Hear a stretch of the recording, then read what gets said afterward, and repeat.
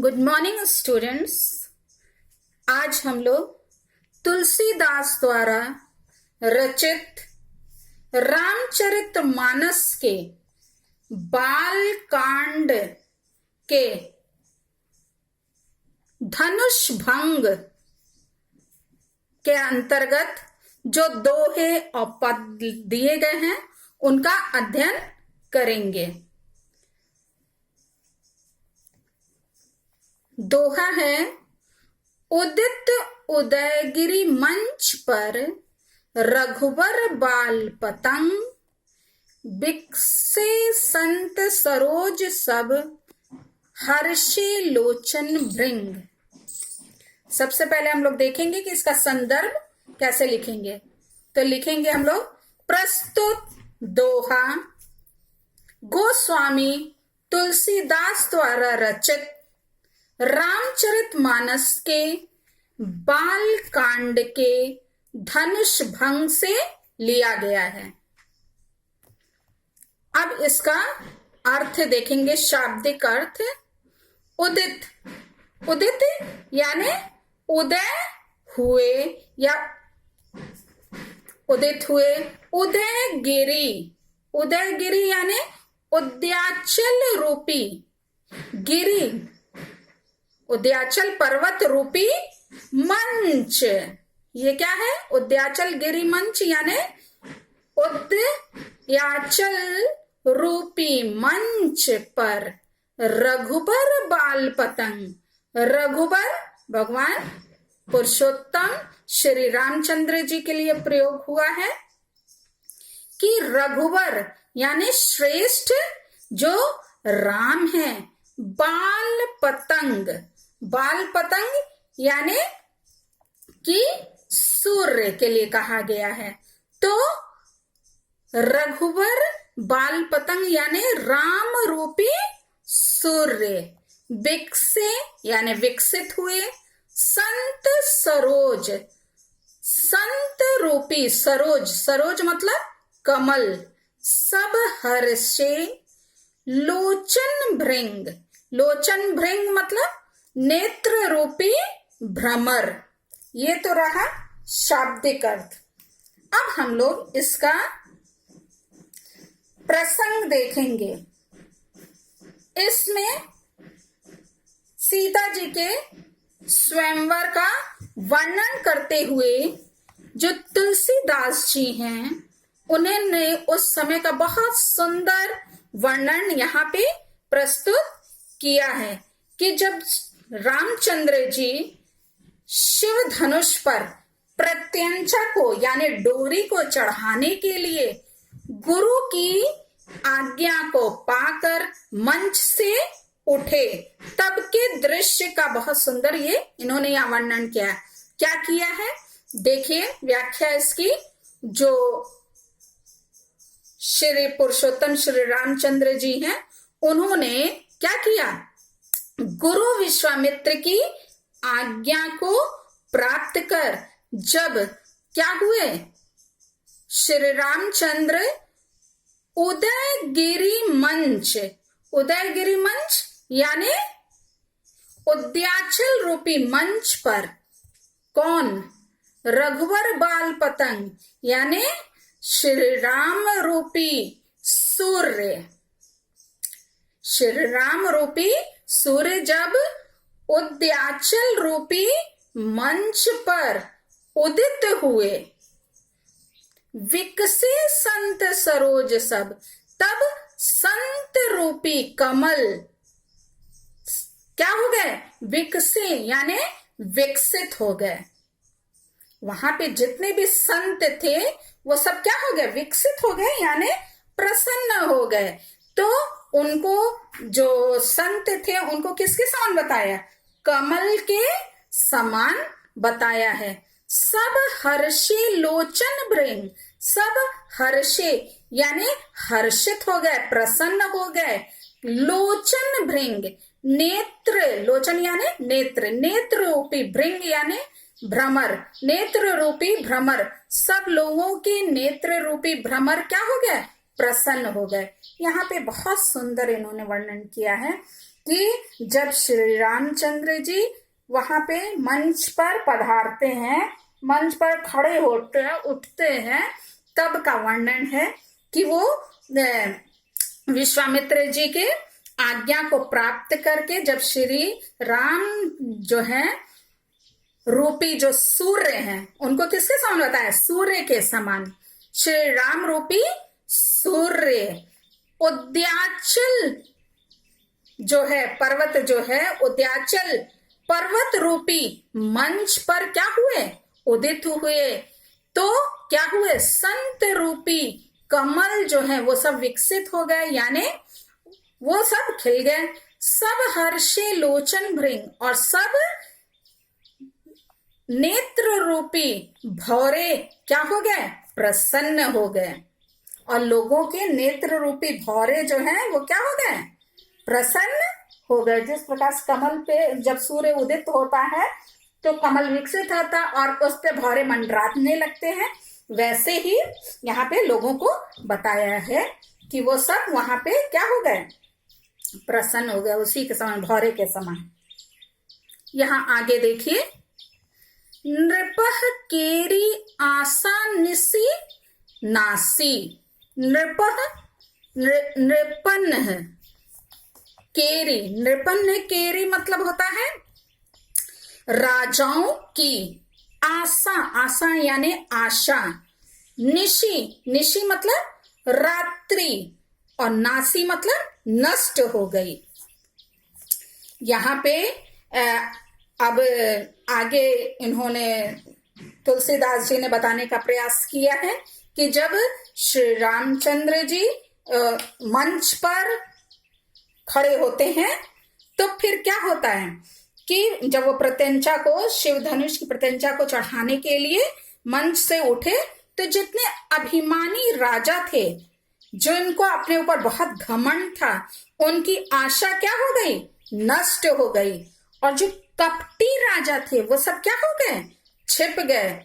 उस समय अयोध्या के जितने भी नर नारी ने क्या किया? देवताओं और पितरों की वंदना कर मन ही मन में यह मना रहे थे कि राम क्या हो? आसानी से शिव के धनुष को तोड़ दें। उसी का यहाँ पे बहुत सुंदर वर्णन किया है। हम लोग व्याख्या देखेंगे। ये प्रसंग था बच्चों। नृपन्न केरी यानी राजाओं की आशा निसी, आशा रूपी रात्रि, नासी यानी नष्ट हो गई। बचन नखत अवली ना प्रकाशी, और वचन और उनके वचन रूपी नखत, नखत मतलब ये नक्षत्र होता है, तारे जो हैं, और अवली, अवली मतलब सिर्फ पंक्तियां भी होता है और समूह भी। यहाँ हम लोग समूह से अर्थ लेंगे कि तारों के समूह जो हैं वो सब क्या हो गए? वचन, उनके वचन रूपी तारों के समूह जो है वो ना प्रकाशी, हाँ, वो प्रकाश देना यानी उनका चमकना, तारों का चमकना जो है वो क्या हो गया? बंद हो गया है, यानी वो प्रकाश देना उन्होंने बंद कर दिया। अर्थात वे सब क्या हो गए? वे सब मौन हो गए। वचन रूपी तारों के समूह का चमकना बंद हो गया, अर्थात वे क्या हो गए? मौन हो गए। मानी महिप मुकुंद संकुचाने। मानी, मानी मतलब जो अभिमानी, और महिप, महिप मतलब राजा, अभिमानी राजा रूपी कुमुद, कुमुद यानी ये एक प्रकार का पुष्प है। कुमुद का फूल जो है, जो सूर्य को देख करके क्या हो जाता है? मुरझा जाता है। अब यहाँ रामचंद्र जी को क्या बताया है? सूर्य के समान। तो ये मंच पे ये राम जो हैं वो क्या हुए हैं? राम रूपी सूर्य उदित हुए हैं। तो जो अभिमानी राजा हैं वो को राजा रूपी कुमुद जो है यानी कुमुद पुष्प जो है वो सब सूर्य को देख करके क्या हो सकुचाने यानी संकुचित हो गए हैं। अभिमानी राजा रूपी कुमुद जो है कुमुद पुष्प वो सब क्या हो गए हैं संकुचित हो गए हैं। कपटी भूप और कपटी भूप मतलब राजा उलूक लुकाने राजा रूपी उल्लू क्या हो गए लुकाने मतलब छिप गए हैं और कपटी राजा रूपी जो उल्लू है वो छिप गए हैं। भय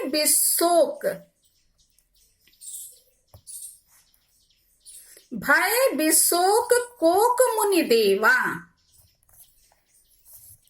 और मुनि और देवा यानी देवता मुनि और देवता रूपी कोक मतलब चकवा पक्षी चकवी जो है भय बिशोक यानी शोक रहित भय मतलब हो गए हैं। मुनि और देवता रूपी जो चकवे हैं वो क्या हो गए हैं शोक रहित बिशोक यानी शोक रहित भय मतलब हो गए हैं।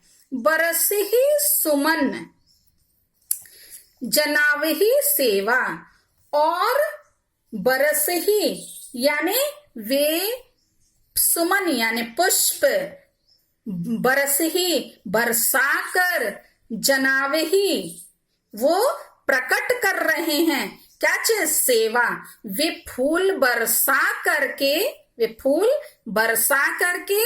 अपनी सेवा को क्या कर रहे हैं जना रहे हैं या प्रकट कर रहे हैं। आगे है गुरुपद बंदी सहित अनुरागा मतलब प्रेम सहित गुरुपद यानी गुरु के चरणों की वो वंदना करके क्या कर रहे हैं प्रेम सहित गुरु के चरणों की वंदना करके राम मुनिन सन आयसु मागा राम जो है वो मुनियों से आयसु यानी आज्ञा उन्होंने मागा मतलब मानी किसने रामचंद्र जी ने। यहाँ पे लिखा है कि प्रेम सहित गुरु के चरणों की वंदना करके जो श्री रामचंद्र जी ने मुनियों से क्या किया आयसु यानी आज्ञा और मागा मतलब मांगी। अब आगे देखें सहज ही चले सकल जग स्वामी सहज ही मतलब स्वाभाविक रूप से चले सकल जग स्वामी संपूर्ण जग के स्वामी जो हैं अर्थात जो श्री रामचंद्र जी हैं वो कैसे चलते हैं स्वाभाविक रूप से वो चलते हैं। यहाँ पे आगे लिखा है मत मंजू बर कुंजर गामी मत यानी मत वाले मंजू यानी सुंदर बर यानी श्रेष्ठ और कुंजर मतलब हाथी गामी यानी हाथी के समान वो क्या हो गए चलते हैं। देखिए यहाँ पे लिखा है हाथी किसी चाल वो चलते हैं। फिर से पूरे लाइन का देखेंगे कि सकल जग स्वामी संपूर्ण जग के यानी जगत के स्वामी जो है वो कैसे श्री रामचंद्र जो है वो मत वाले और कैसे मंजू यानी सुंदर श्री रामचंद्र सुंदर मत वाले श्रेष्ठ हाथी कुंजर यानी हाथी किसी गामी यानी चाल से अब लास्ट में ये सज ही चले यानी स्वाभाविक रूप से वो चलते हैं। पूरे का एक लाइन में सुनिए कि श्री राम के ये समस्त जग के स्वामी श्री राम जो हैं सुंदर मतवाले श्रेष्ठ हाथी की चाल से स्वाभाविक ही चले, यानी वो जब मन से उठे तो कैसे चले उसका इन्होंने यहाँ पे सुंदर वर्णन किया है। चलत राम सब पुर नर नारी, हाँ यहाँ पे लिखा है कि श्री राम के चलते ही सब पुर नर नारी, यानी जनकपुर के नर और नारी वो सब क्या हुए, पुलक पूरी तन भय सुखारी, वो सुखारी यानी सुखी हो गए, भय सुखारी यानी सुखी हो गए, स्त्री और पुरुष सुखी हो गए, और पुलक पूरी तन, और उनके तन यानी शरीर जो है वो पुलक यानी रोमांच से पूरी, पूरी मतलब भर गए, और उनके जो शरीर है वो रोमांच से भर गए। बंदी पितर सुर सुकृत संभारे, ज्यों कछु पुण्य प्रभाव हमारे। बंदी पितर सुर, पितर यानी पितरों, और सुर, सुर यानी देवता, सुकृत, सुकृत यानी जो अच्छे कार्य हैं उनको संभारे यानी स्मरण करके, ये क्या करते हैं, उन्होंने क्या किया, पितर और देवताओं की बंदी यानी वंदना करके अपने सुकृत संभारे, यानी अपने पुण्यों को, सुकृत यानी जो पुण्य हैं, अपने पुण्यों को उनका क्या किया, संभारे यानी स्मरण किया। यहाँ पे जो श्री रामचंद्र जी हैं उन्होंने अपने पितर यानी जो दादा परदादा हैं उनका स्मरण किया, पूर्वजों का, और सुर यानी देवताओं को वो उनकी वंदना करके, और फिर सुकृत यानी अपने पुण्यों को, पुण्यों का उन्होंने संभारे यानी स्मरण किया।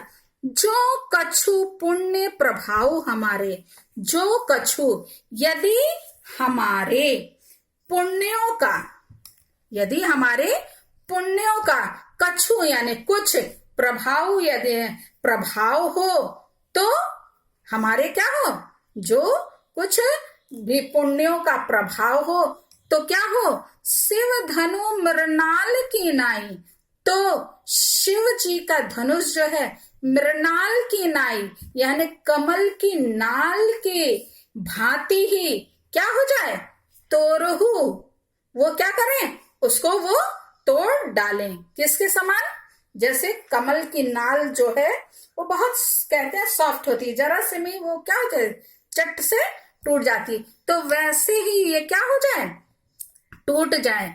राम गणेश गोसाई, राम जो है श्री रामचंद्र, गणेश, तो हे गणेश, गणेश जी को संबोधित करते हुए कहा है, तो हे गणेश जी क्या हो जाए, रामचंद्र जी शिव धनु यानी शिव जी के धनुष को कमल की मृणाल यानी कमल की डंडी की नाई, नाई यानी भांति, उसको क्या कर दें, तोरहु यानी तोड़ दें।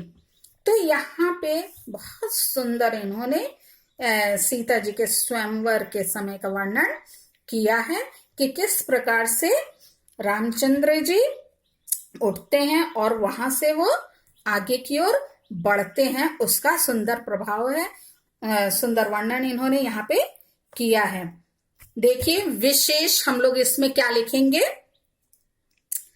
इसमें पहले ये जो दोहे हैं उसमें सांग रूपक अलंकार है। कौन सा है, सांग रूपक, क्योंकि इसमें सब का वर्णन जो है कैसे किया है, उदय गिरी रूपी मंच, या राम रूपी सूर्य, या संत रूपी कमल, या नेत्र रूपी भंवर, ये सब अवयवों का इस प्रकार से इन्होंने यहाँ पे प्रयोग किया है। फिर है इसमें बहुत ही सुंदर इन्होंने वर्णन किया है, इसमें रामचंद्र जी के का कि वो जब कैसे उठते हैं और अपने देवताओं पितरों को किस प्रकार से उनकी वंदना करके उनकी आज्ञा और मुनि का आज्ञा प्राप्त करके फिर वो इस कार्य को संपन्न करने के लिए उठते हैं, उसका बहुत सुंदर वर्णन किया है। इसमें रामचरित मानस जो है वो किस भाषा में लिखी गई है? अवधी भाषा में। इस बात को बच्चों ध्यान रखिएगा। और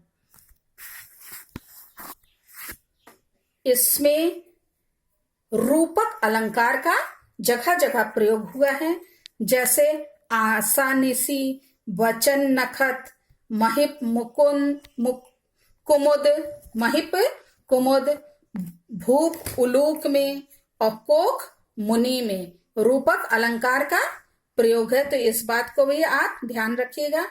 और मृणाल की नाई में क्या है?